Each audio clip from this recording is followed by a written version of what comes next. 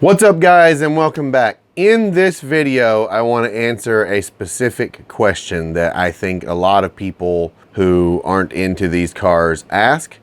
And I'm even thinking about doing this as a series. This is something I could do about a lot of different kinds of cars. So please let me know down in the comments as this goes along if you like this kind of a format.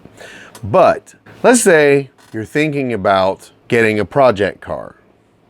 Is a Grand Prix GTP something you would even think about? Is a Grand Prix something you would even think about? W bodies in general. And are they good project cars? So to answer this question, first we need to establish that, at least for the sake of this conversation, there are two basic types of project cars.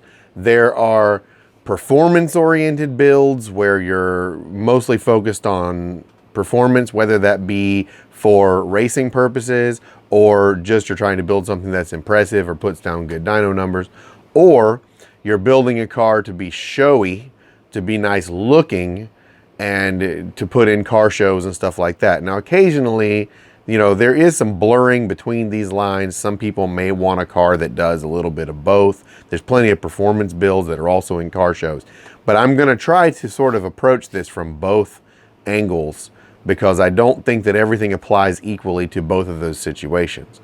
And to make this more interesting, I'm going to talk about all 5 of these points in different places for whatever reason.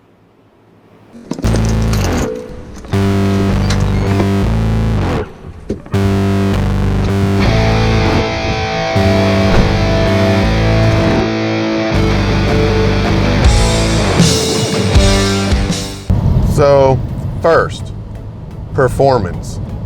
I would have to say that the GTP models, or really any of the 3800 models, are definitely capable enough in this regard. Sure, 230-ish to 240 horsepower is not a whole lot to start with, but think of how many tuner cars start off with a lot less than that. Furthermore, the engine itself is capable of making a lot more power than it actually does. If you want to see a good example of that, just look at the difference in numbers between the GT and the GTP models. The GTP, with the addition of boost, makes a lot more torque, but only a little bit more horsepower than the NA 3800s. What this tells us, for the most part anyway, is that this engine is not very efficient. Boost helps down low where it doesn't have to flow as much air anyway to make power. But then the higher the RPM gets, the lower the power addition drops off, because the engine just can't flow enough air to make as much power as it wants to. This is also why airflow related modifications work so well on these cars and why they can gain so much power. So, and anytime you're looking at a project car, you're looking at potential, not out of the box numbers. And I think that engine definitely meets that criteria. Now, from a show car standpoint, performance isn't that important, but it's a decently aesthetically pleasing engine, and if the supercharger is either painted or polished or something, it looks really good too. So I think that end of it works really well for either way you're trying to go with that. Plus, with the engine being so simple, it's pretty easy to wire tuck things and clean up the engine bay and have it look really good.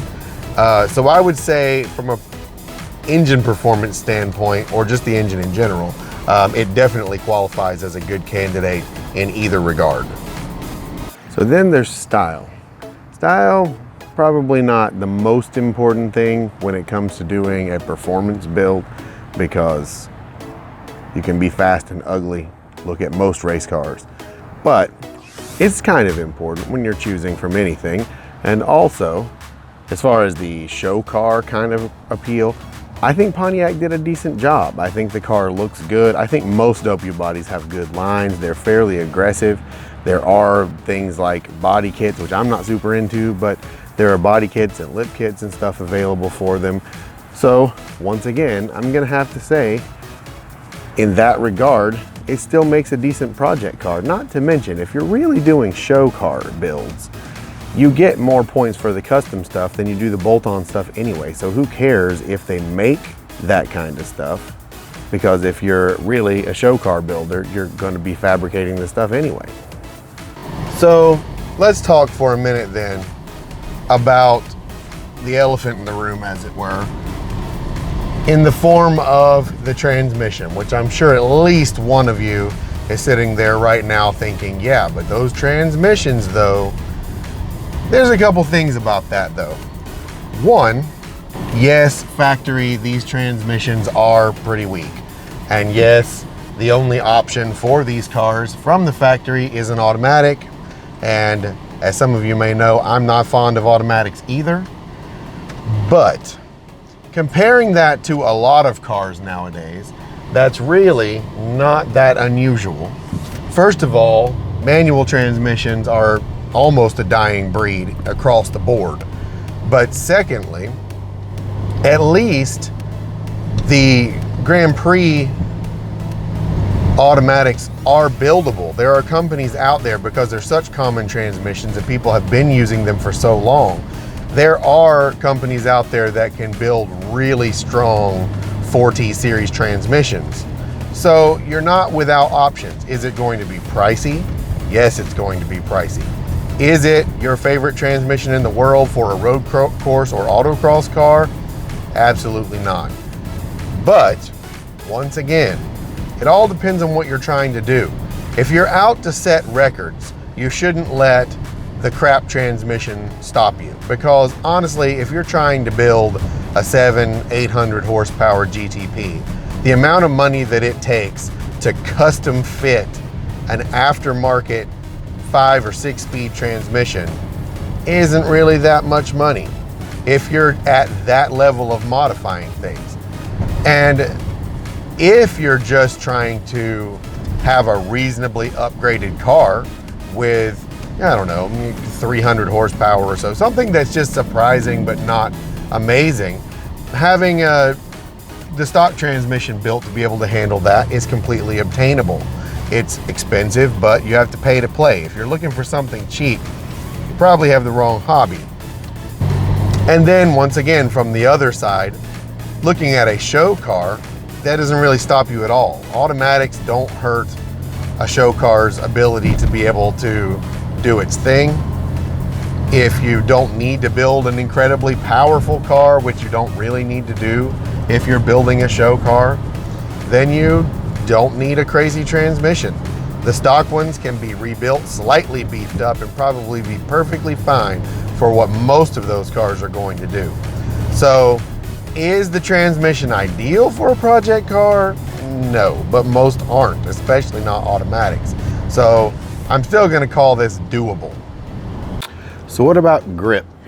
Well, it just so happens that like most Chevys, these cars use a 5x115 bolt pattern. That's not super common. I mean, it is among Chevys, but it's not anywhere else. But fortunately, it's just close enough that you can use a 5x114.3. That's probably the most common 5-lug pattern that there is. So, being that they can use any wheel that a Mustang uses, and being that a Mustang is probably one of the most common cars to buy wheels for, I would say that they definitely fall into a good category for grip. There's enough room under the fenders, not that race cars care about fenders, but there's enough room under the fenders that you can fit quite a bit of meat. There's plenty of wheel options, not even counting custom wheels. So if you're looking for grip, I think that's pretty easy to come by. And this works well for both versions. If you're trying to race the thing and you need a lot of grip for that, tire and wheel options are there. If you're just trying to get something big and fancy, there are plenty of those as well. And what about suspension? GTPs have 4-wheel McPherson strut suspension. Not what you would call the greatest design for performance, but not bad. It is 4-wheel independent and it's completely upgradable. There are plenty of parts, it's easy to work on. Plenty of other Mack strut cars have done really well performance-wise, so I don't think that's gonna necessarily hold it back. On top of that, if you're trying to build a show car, there are coilovers available, decent ones that go as low as you want them to go. And once again, custom stuff. So I don't see that as being a holdback either. My car's not in this shot. Or is it? But overall, the Grand Prix GTP platform is gonna have all of the problems every front wheel drive has, all the problems that any car that comes in only automatic trim has, which includes the new Maxima, by the way. All of that said and done, with the lack of expense in buying a Grand Prix to begin with, coupled with the fact that there is plenty enough aftermarket and it's a common enough type of car that you should be able to do pretty much anything that you need to with it.